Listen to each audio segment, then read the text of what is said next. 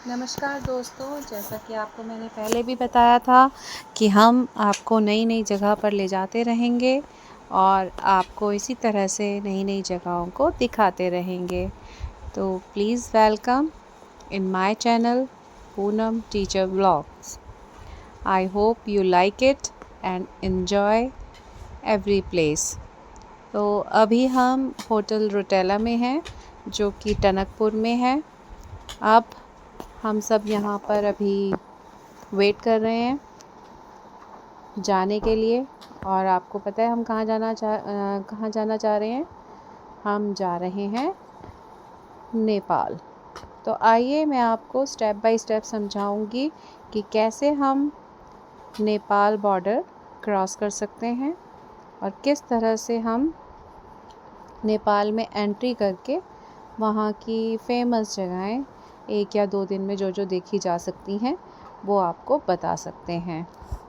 तो चलिए, तैयार हैं आप मेरे साथ? तो आइए मैं आपको टनकपुर की खूबसूरत वादियों की सैर कराते कराते आपको बनबसा से किस तरह से नेपाल जाएंगे उसके बारे में बताती हूँ। ये खूबसूरत सी रिवर आप देख रहे हैं, ये है शारदा रिवर।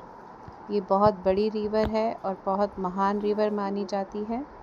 ऐसा इसके बारे में ये भी विचार है कि यदि किसी को असाध्य रोग हो गया हो तो पूर्णागिरि माँ से जो शारदा रिवर की एक नहर टाइप निकलती है, तो उसमें अगर स्नान कर ले तो वो असाध्य से असाध्य रोग भी 6 महीने के अंदर ठीक हो जाता है, ऐसा माना जाता है। बाकी हमने भी अभी ट्राई किया है, 6 महीने बाद आपको बताती हूँ कि इस बात में कितनी सच्चाई है।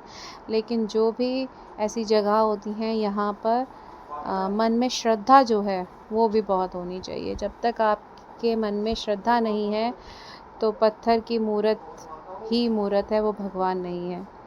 और अगर श्रद्धा है तो एक पत्थर की मूर्त भी कितने चमत्कार कर सकती है वो आप सब भी जानते हैं। हम सब ने भी माता के चमत्कारों के बारे में पढ़ा ही हुआ है।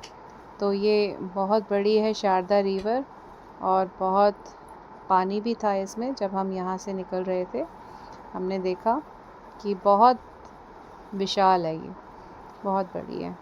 और बहुत सारे लोग जो हैं वो बनबसा से नेपाल के लिए जाते हैं। नेपाल से भी बनबसा इंडिया आते रहते हैं।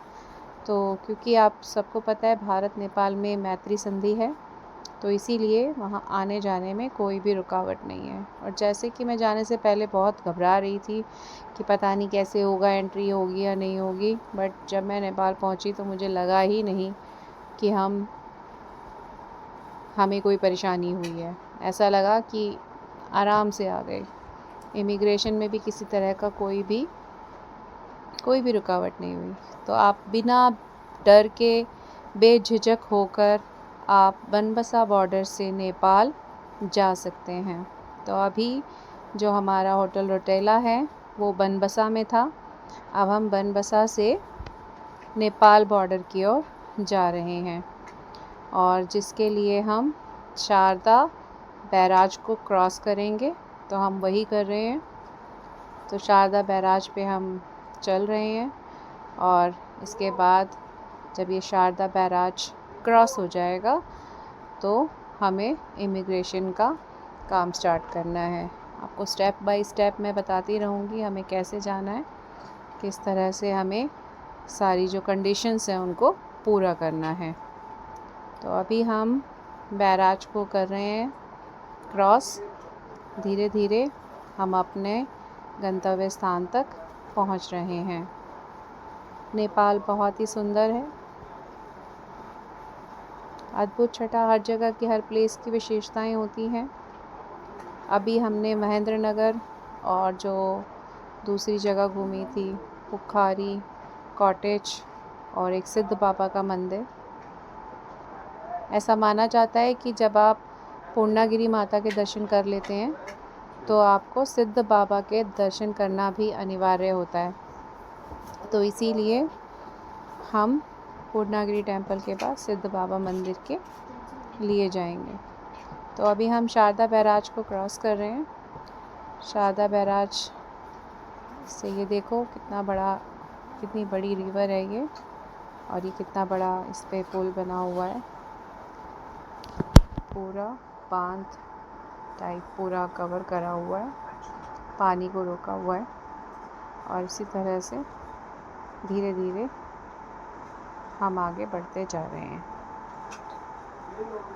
सुंदर नदियाँ, पुल, बैराज कवर करते हुए, देखते हुए हम आगे बढ़ते जा रहे हैं।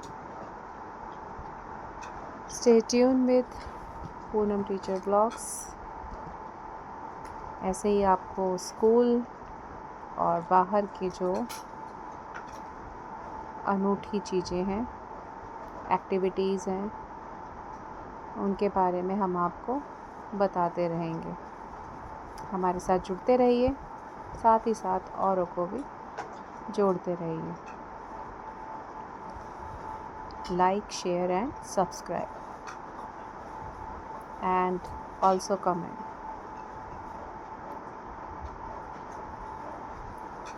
चलिए, शारदा बैराज को क्रॉस कर लिया है और अब हम इमिग्रेशन की ओर बढ़ रहे हैं। यहाँ पर भी जैसे हमारे यहाँ टनकपुर से या बनबसा से पेड़ पौधे वगैरह दिख रहे थे, तो जब हम यहाँ पहुँचे हैं तो यहाँ पर भी पूरा वही वाला पेड़ पौधे, नदी सब उसी तरह से दिखाई दे रहा है। ये हम पहुँच चुके हैं आगे गेट को क्रॉस करके, और गेट को क्रॉस करने के बाद आगे अब हमें इमिग्रेशन को क्रॉस करना है। उतरना पड़ेगा अभी हमें, क्योंकि वहाँ से हमें अपनी आइडेंटिटी को शो करना होगा। और मैंने जाने से पहले गूगल को अच्छे से सर्च किया, उसमें लिखा हुआ था कि आपको पासपोर्ट या वोटर आईडी कार्ड जो है वो वैलिड होता है, और बच्चों के लिए आप डीओबी लेकर जा सकते हैं। तो मैंने सभी चीज़ें रख ली थी। आधार से एंट्री बता रहे थे कि नहीं होती है, बट आप बेफिक्र जा सकते हैं। आधार से एंट्री हुई है हमारी, कोई डीओबी नहीं, कोई वोटर आईडी नहीं, कोई पासपोर्ट नहीं। तो ये सब लाइन लगी हुई है यहाँ पे, इसको हम शूट नहीं कर सकते क्योंकि उन लोगों ने मना किया था, तो मैंने कैमरा बंद कर दिया है। तो जो अभी आपको दिखाई दे रहा था वहाँ पर हम लोग गए थे, वहाँ हम लोगों ने सब ने अपने अपने आधार कार्ड जो थे उनको दिखाए। उसके बाद चेकिंग के लिए एक, जैसे हम जब रेलवे स्टेशन वगैरह जाते हैं तो उसमें से निकलते हैं, जिससे चेकिंग होती है, या मेट्रो में जाते हैं तब हम चेकिंग करवा के और अपने सामान को चेक करा के अंदर जाते हैं। तो इसी तरह का एक स्टेशन बना रखा था, तो हम उसमें से गए हैं और विदिन 5 मिनट हमारा इमिग्रेशन जो था वो डन हो गया।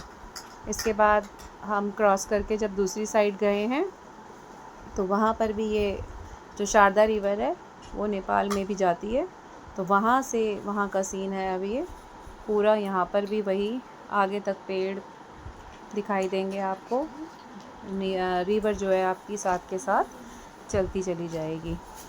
इसके बाद ये कोई गड्डी चौक टाइप होता है, वहाँ तक, वहाँ से हमें जो है आगे के लिए जो सवारी है वो वहाँ पर मिल जाएगी। तो रिक्शे और इस तरह के जो वो एक साथ जीप टाइप जो होती है जिसमें बहुत सारे जने बैठते हैं वो, और बाइक्स भी एक एक करके ले जाती है, वो भी होती है। तो बहुत सारी चीज़ें हैं जो आपको वहाँ से आगे नेपाल की ओर लेकर जाएंगी। तो अब ये बॉर्डर का आ चुका है बिल्कुल। अब हम यहाँ पर उतरेंगे और यहाँ से हमें अब नेपाल की गाड़ी जो है वो करनी पड़ेगी, क्योंकि नेपाल में इंडिया की गाड़ी अगर जाएगी तो उसको पूरा परमिशन वगैरह लेकर जाना होता है, अदरवाइज़ नहीं। तो अब हमने ये नेपाल के लिए गाड़ी कर ली है और अब हम इसमें जा रहे हैं आगे नेपाल के शहर महेंद्र नगर की ओर। और जैसा कि मैंने आपको बताया कि इमिग्रेशन में हमें कोई दिक्कत नहीं हुई है, तो आप सब आधार कार्ड से एंट्री ले सकते हैं और बिना किसी फ़िक्र के, बिना किसी डर के आराम से नेपाल में अपना टाइम जो है वो स्पेंड कर सकते हैं। ऑटोज़, बाइक, जीप, रिक्शे, आपको सब चीज़ मिल जाएंगी और आप किसी भी चीज़ से महेंद्र नगर की ओर जा सकते हैं। अगर आपको काठमांडू या किसी और बड़े शहर की ओर जाना है तो वहाँ पर आप बस स्टैंड में भी जा सकते हैं और बस स्टैंड से आप अपने जिस भी जगह पे जाना चाहते हैं वहाँ जा सकते हैं। हम सबसे पहले मार्केट गए थे, तो मार्केट ही मैं आपको लेके चल रही हूँ। तो हम सबसे पहले मार्केट जा रहे हैं। मार्केट यहाँ की जो है वो बहुत बड़ी थी, काफ़ी चीज़ें थी उसमें, अलग अलग दुकानें, अलग अलग टाइप की, लेकिन मुझे कॉस्टली लगा क्योंकि हमारे यहाँ जो एक 50 रुपीज़ की कोक की बोतल आती है वो वहाँ 130 NPR में थी, यानी कि करीब 90 रुपये की हमें वो पड़ी है बॉटल, 90 to 100 रुपीज़ की, जो हम इंडिया में 50 की ख़रीदते हैं। तो मेरे हिसाब से कॉस्टली है और क्लोथिंग भी बहुत महंगी थी। 1000 रुपीज़ की हम लोगों को टी शर्ट्स मिली हैं जो NPR में 1500-1700 NPR में थी। ओवरऑल इंडिया रिटेल के मामले में बढ़िया है। ब्रांड तो खैर हर जगह एक जैसा ही होता है, पर जो ग्राउंड शॉपिंग है वो थोड़ा यहाँ पे महंगा है, या फिर ये भी हो सकता है इंडियन समझकर उन लोगों ने हमें ज़्यादा लगा लिया हो, ये एक अलग चीज़ हो सकती है। अभी सारा एरिया आपको गांव के टाइप का ही दिख रहा होगा, अभी महेंद्र नगर जो था वो दूरी पर ही था। धीरे धीरे आगे बढ़ते जा रहे हैं महेंद्र नगर की ओर और राजेश खन्ना का गाना गाते जाते हैं। कौन सा गाएं? राजेश खन्ना का जिंदगी एक सफ़र है सुहाना, यहाँ कल क्या हो किसने जाना। जिंदगी एक सफ़र है सुहाना, यहाँ कल क्या हो किसने जाना। मौत आनी है आएगी एक दिन, जान जानी है जाएगी एक दिन, ऐसी बातों से क्या घबराना। यहाँ कल क्या हो किसने जाना। जिंदगी एक सफ़र है सुहाना, यहाँ कल क्या हो किसने जाना। आई नो मेरी आवाज़ इतनी अच्छी नहीं है पर कोई नहीं, हंसते गाते चलना चाहिए, अच्छा लगता है ना। बच्चे भी सोच रहे होंगे मैम भी क्या हैं, स्कूल में इतना डांटती हैं और यहाँ गाना सुना रही हैं। तो सुन लो बेटा, क्लास में भी सुना दूँगी, यहाँ भी सुन लो, एक गाना तो सुनने को मिल ही गया है ना। एक और गाएं क्या? सफ़र ही नहीं कटने पे आ रहा। कब पहुँचेंगे हम महेंद्र नगर, नेपाल। चलो एक चीज़ तो मैंने तुम्हें बताई दी है कि आप वहाँ पर आधार कार्ड से एंट्री ले सकते हो, किसी तरह का कोई डर नहीं है और इमिग्रेशन में जस्ट 5 मिनट लगते हैं, इससे ज़्यादा कोई टाइम नहीं लगता है, तो आराम से हम जा सकते हैं। और नेपाल में हम जैसे हम यहाँ इंडिया में जब हम रिक्शे में जाते हैं तो कहीं पर भी हम जाते हैं तो 20 रुपीज़ देते हैं हम, और यहाँ पर नेपाल में 50 NPR चलता था, बट हमने 50 रुपीज़ इंडियन करेंसी के हिसाब से हर जगह दिए, जो हमें पता ही नहीं था।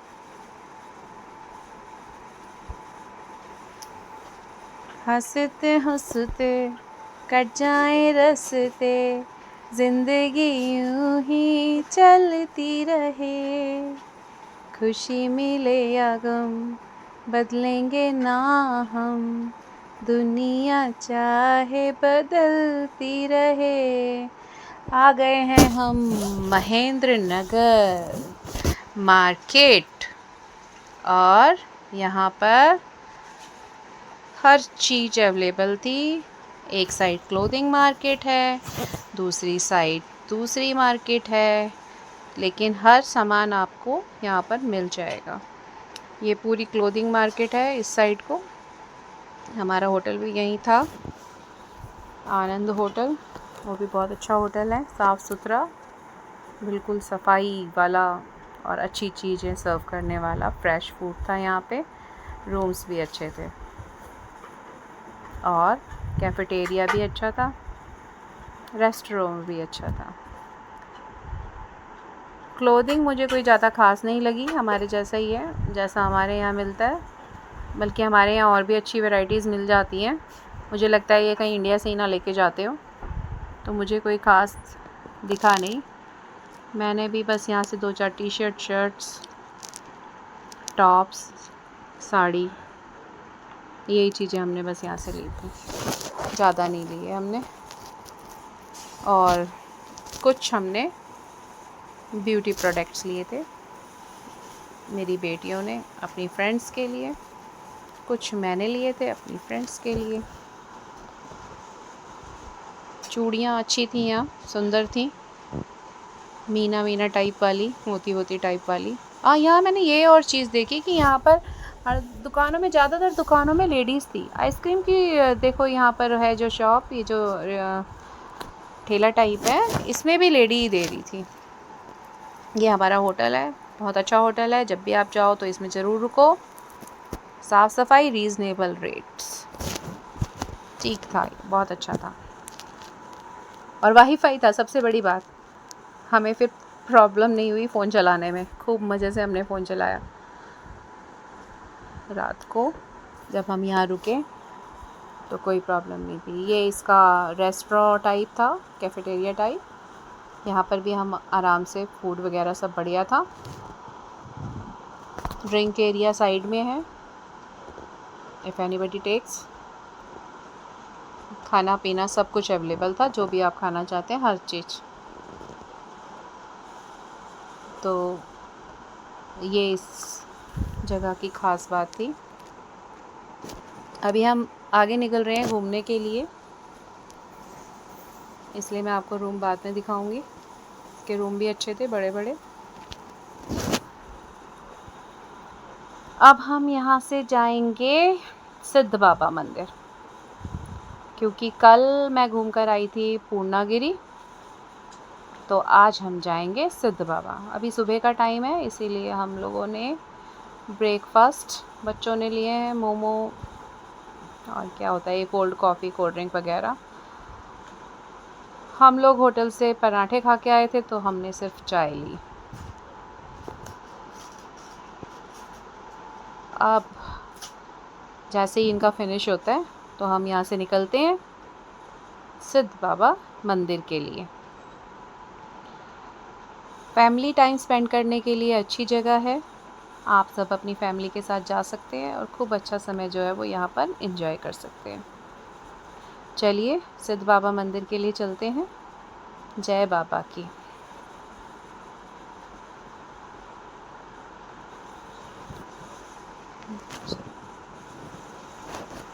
सिद्ध बाबा का मंदिर एक माना हुआ मंदिर है।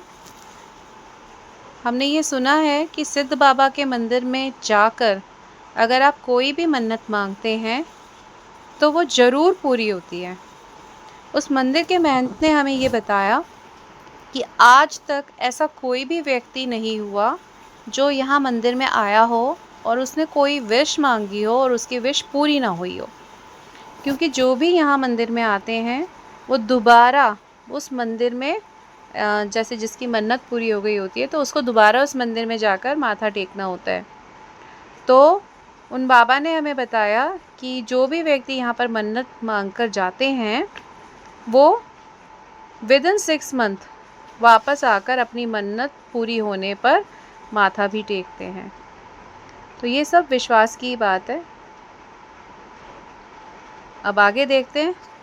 वही बात है जो मैंने आपको पहले बताई थी, विश्वास है, श्रद्धा है तो सब कुछ पॉसिबल है। अब हम सिद्ध बाबा मंदिर जा रहे हैं। यहाँ फिर से आपको ग्रीनरी, देखने को मिलेगी और पहाड़ी घर जैसे होते हैं उसी तरह के यहाँ पर मंदिर। हम आ गए हैं सिद्ध बाबा के मंदिर। यहाँ बाहर प्रसाद, माला, कंगन सब मिल रहे थे। मंदिर बहुत स्टाइल में ही बनाए हुए हैं।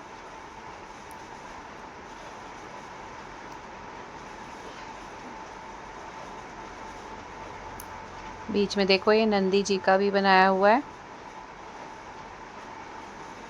मुझको नंदी बना ले भोले, डम डम बजा ले, सारी दुनिया बजले मेरे भोले, मुझको नंदी बना ले।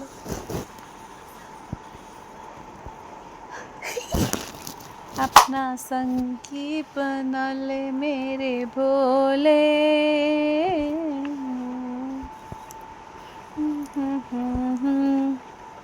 यहाँ पर ये मन्नत का होता है और बाबा ने हमें खुद कहा कि तुम यहाँ पर जाओ और ये मन्नत का जो धागा है वो यहाँ पर बांधो। जब आपकी मन्नत पूरी होगी तो आपको इस धागे को आकर खोलना भी है। ये बाबा भी हमारे साथ हैं सिद्धनाथ मंदिर के, और अटूट विश्वास है जो हजारों लोग, लाखों लोग यहाँ पर आते हैं और अपनी अपनी मन्नत जो है वो पूरी करते हैं और मांगते हैं। तो हमें भी यहाँ जाने का अवसर मिला। जय बाबा की।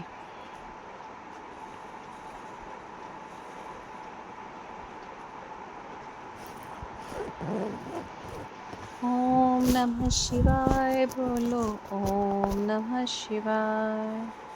शिव शंभु का महामंत्र है मुक्ति का उपाय। ओम नमः शिवाय बोलो, ओम नमः शिवाय। ये हमें यही समझा रहे थे कि आपको पूरा विश्वास रखना है और अगर आप विश्वास रखते हो तो आपकी इच्छा ज़रूर पूर्ण होगी। और मैं भी आप सबको बोलती हूँ कि अगर आप जाएं तो आप ज़रूर, अगर बनबसा जाएं तो टनकपुर में पूर्णागिरि माता के दर्शन करने ज़रूर जाएं। और पूर्णागिरि माता के दर्शन अगर आपको हो जाते हैं तो नेपाल में सिद्ध बाबा मंदिर में जाकर दर्शन ज़रूर करें। आपको आश्चर्य होगा लेकिन आपके जीवन में अभूतपूर्व परिवर्तन होंगे। पॉजिटिविटी दिखेगी आपको अच्छा महसूस होगा।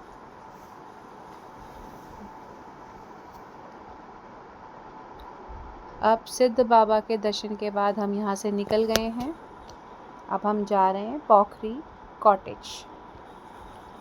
पोखरी कॉटेज बहुत ही सुंदर जगह थी, जितना देखो उतना कम। बार बार देखने का मेरा मन कर रहा था और हर जगह पर बैठने का मन कर रहा था।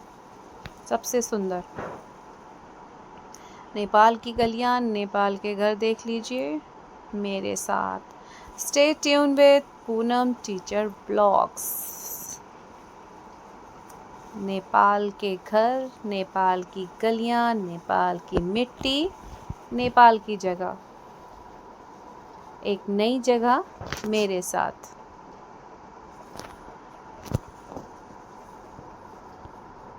नई जगह के दर्शन। अच्छा, एक चीज़ और हमने ऑब्ज़र्व की, यहाँ की जो नंबर प्लेट है वो रेड कलर की है। रेड कलर की नंबर प्लेट है जिस पे जो नाम टैक्सी वगैरह पे है या फिर बाइक्स वगैरह में है वो रेड है। जैसे हमारे यहाँ येलो वाइट वगैरह होती है, यहाँ रेड है।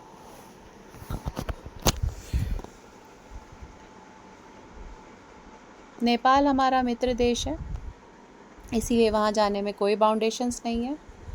वहाँ से भी बहुत सारे लोग जो हैं वो इंडिया में बल्कि डेली ट्रैवल करते हैं। किसी का काम लगा हुआ है, मतलब कोई काम के लिए आता है, कोई सामान के लिए आता है।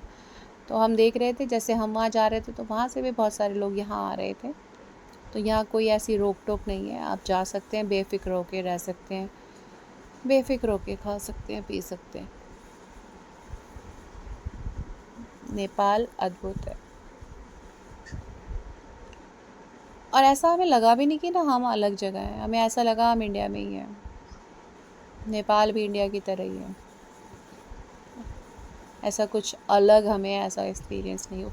उसी तरह के व्हीकल, उसी तरह की चीज़ें, खाना पीना सब कुछ सेम ही था, कुछ ऐसा डिफरेंट नहीं था।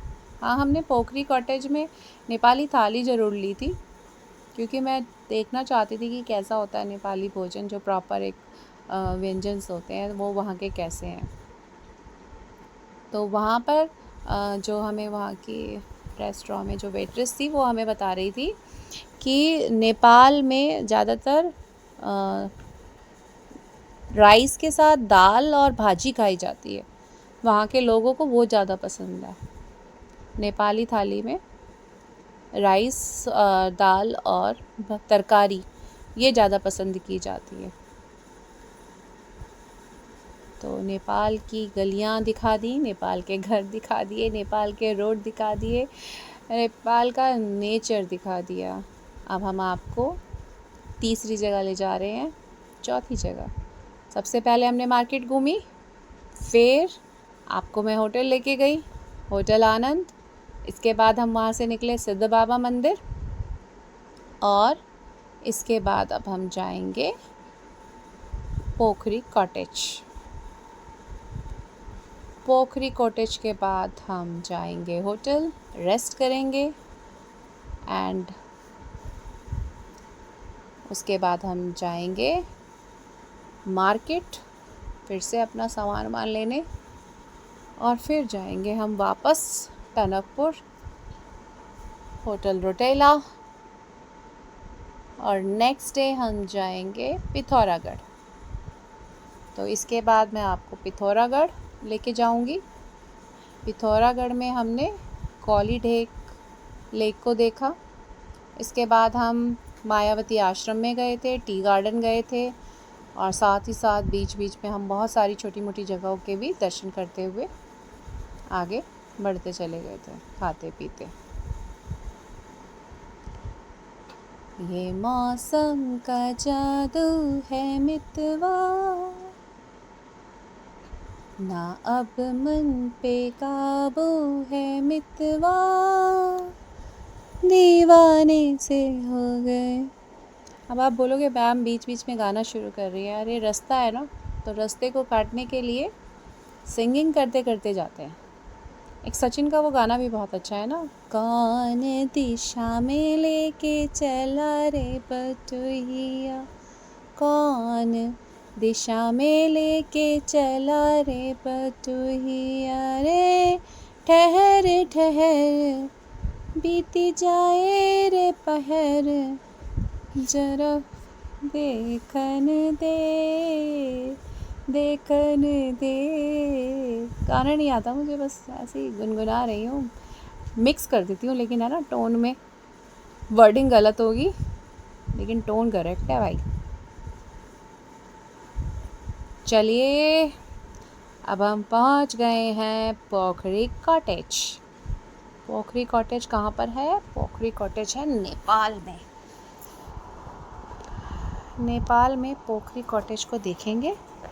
इसके बाद सीधे दूसरे दिन पे लेके चलूँगी, जहाँ से हम वापस हमने एक और हमने यूज़ किया था वहाँ पर। कल हम जब गए थे तो जहाँ पर हमारा इमिग्रेशन हुआ था ना, वहीं पर एक रिवर था।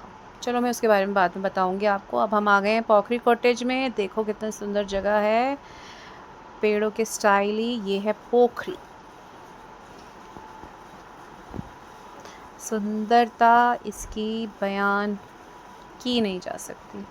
जितना आप देखोगे उतना आपको लगेगा कि और देखा जाए। पानी देखो, पेड़ों की कटिंग, क्या सुंदरता है। पेड़ों को भी स्टाइल में खड़ा किया गया है। डेट्स, खजूर के पेड़। मैं तो कह रही थी कि एक एक फ़ोटो यहाँ भी लेते हुए चलते हैं। बहुत ही सुंदर विज़न है, और रात में तो और भी जब लाइटिंग होती है ना तो और भी बहुत सुंदर लगता है। पर लाइटिंग के समय तक हम होटल चले गए थे, क्योंकि ये थोड़ा सा गांव के अंदर है, तो फिर उस बात के लिए व्हीकल वगैरह मिलना ना बहुत मुश्किल हो जाता है, और हमें इतना पता भी नहीं था इस जगह के बारे में। ये देखो क्रोकोडाइल मुंह खोल के खड़ा है, और एलिफेंट को तो ऊपर ही पहुंचा दिया है। यहाँ पर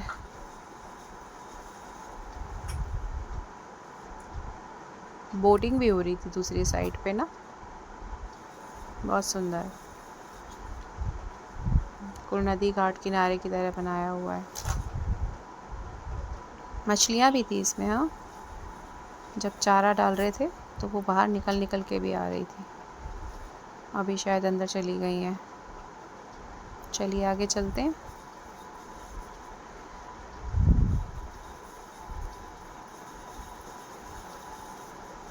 क्रोकोडाइल्स से बात करते हुए पिता और पुत्र दोनों लगे हुए हैं। अब यहाँ से आगे चलते हैं। महिला पानी भर के ला रही है, इसके साथ भी खड़े हो गए हैं हम लोग। एक बार गई थी मैं अपनी फ्रेंड के घर में, उसकी शादी थी, तो भाई वहाँ पर पानी भर के लाना था दूर से, और मैंने वो एक छोटी सी मटकी ले ली कि चलो मैं भी एक ले आती हूँ। वो गर्दन में मेरी इतना दर्द हो गया उसको रख कर, जितना पानी मैं घर में लाई नहीं होंगी उससे ज़्यादा मैं गिरा कर आई थी। ये भी हैट्स ऑफ है जो इसको लेकर आती हैं रोज़, जिनको इनका बैलेंस करना आता है। यहाँ से हमारा फ़ोटो सेशन हो गया। इसके बाद आगे देखो, यहाँ ये पूरी लाइटिंग जलती है रात को, तो ये कितना सुंदर लगता है लाइटिंग। और ये लाइटिंग जो है वो अलग ही उसमें लगती है बिल्कुल।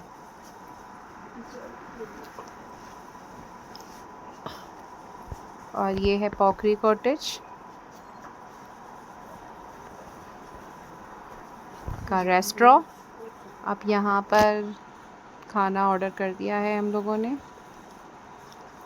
खाना भी यहाँ का बहुत अच्छा था, A1 खाना। जैसे कि मैंने पहले बताया था, हमने यहाँ नेपाली थाली ऑर्डर की है, साथ में पिज़्ज़ा ऑर्डर किया है, साथ में इंडियन फूड ऑर्डर किया है।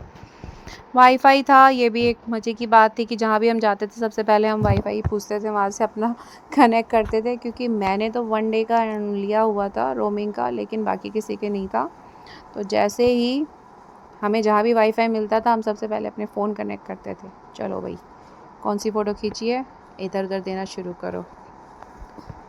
ये पानी बिल्कुल है उसके तीनों तरफ, दोनों तरफ का दिखा रही हूँ मैं आपको। अभी खाना नहीं आया है, अंदर खाना नहीं आया था, तो मैंने सोचा चलो बाहर का ही राउंड लगा लूँ। तो ये पूरी तरह से पानी के बीच में इस तरह से बना हुआ है, और इस साइड पूरा खेत है, उधर की साइड को पूरा खेत था, और इधर की साइड पूरा वाटर पानी था, पानी का एरिया था। बहुत सुंदर है। और यहाँ भी कॉटेज है रहने के लिए ना, अगर आप यहाँ पर रहना चाहते हैं तो यहाँ भी आप कॉटेज में रह सकते हैं, रेजिडेंस भी है।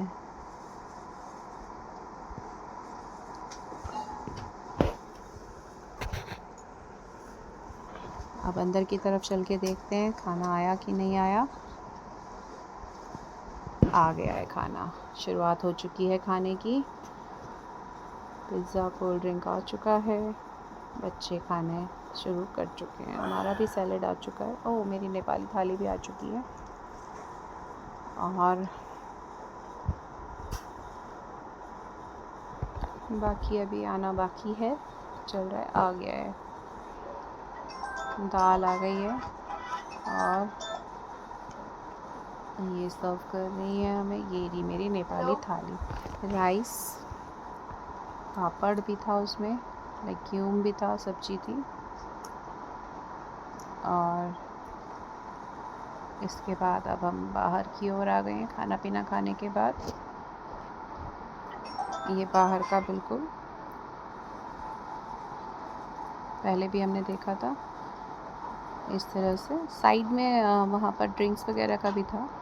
मैं वहाँ पर गई नहीं तो मैंने वहाँ का शूट भी नहीं किया। और फूल पत्तियाँ भी यहाँ पर बहुत है। अब हम बाहर की ओर जा रहे हैं, निकलते हैं होटल के लिए। सर जी ने ऑटो में बैठ के भी फ़ोटो करवा ली कि नेपाल के फ़ोटो में नेपाल के ऑटो में फ़ोटो नया सीक्वेंस हो गया ना अभी। नेपाल के ऑटो में फ़ोटो। हाय गाइस, आपने मेरी आवाज़ नहीं सुना होगा। अब हम अपने होटल की ओर आ रहे हैं। यहाँ रेस्ट करेंगे, फिर कल फिर चलेंगे अगली यात्रा के लिए। अब आपको मैं दोबारा दूसरे दिन की यात्रा पे ही ले चलती हूँ। होटल में जाने के बाद फिर जब हम निकले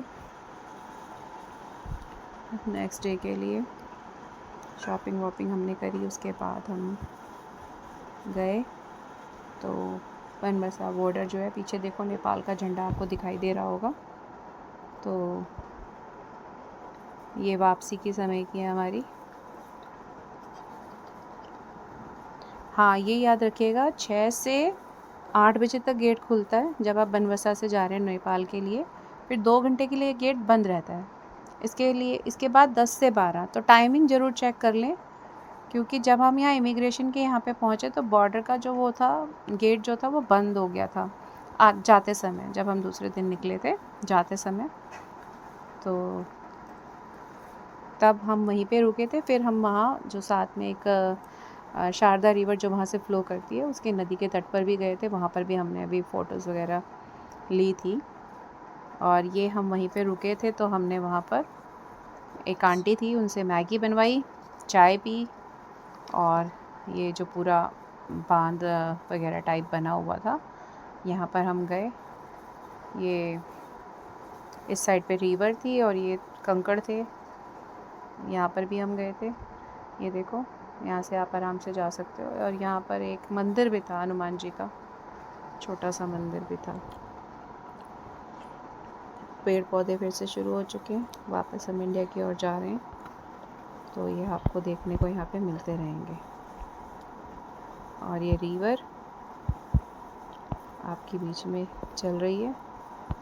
अब हम वापस जो हैं, खुल चुका है गेट हमारा, तो अब हम वापस बनबसा के लिए निकल पड़ रहे हैं। टनकपुर से नेपाल से बनबसा से फिर हम टनकपुर जाएंगे, क्योंकि टनकपुर मार्केट है। तो हमने सोचा है कि जब हम पहुंचेंगे होटल में शाम को तो थोड़ी देर हम टनकपुर की मार्केट भी घूमेंगे।